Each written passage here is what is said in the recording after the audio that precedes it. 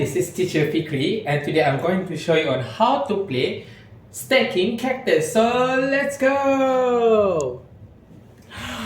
Tak ajak pemain sama-sama. So let me tell you on how to play this stacking cactus. As you can see, in terms of name, it's like stacking, but that is boring. So let me show you on how to play in terms of playing together. So the first step is 2 players minimum required. And then the second one is each person need to stack 1 colored cactus, okay? And it has to be different colors per turn. And then whoever falls through. So let's start with this one, let's see. And then your turn is to put orange on top here. And then I put blue. And then next is maybe you want to put green color here.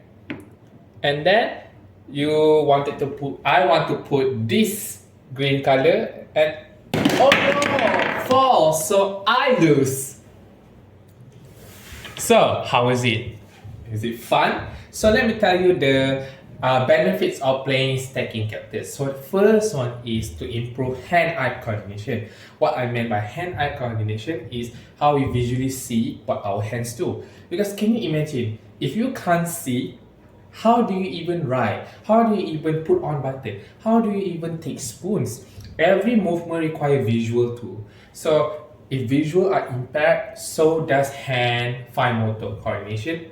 And then the next one is to improve hand manipulation.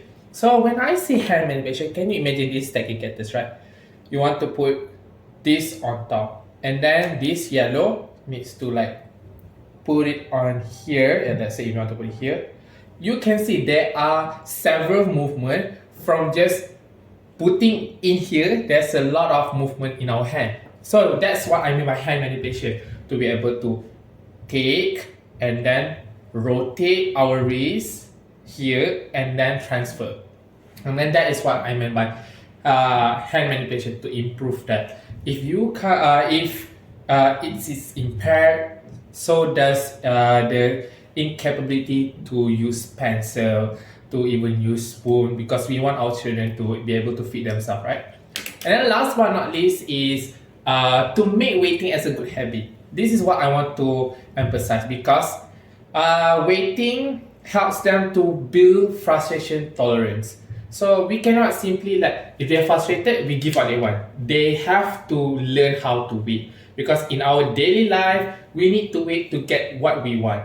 So that's what we want to incorporate, so that they're able to put it as a good habit. And for age appropriate, I would say 3 years and above would be great. So that's all from me. Thank you.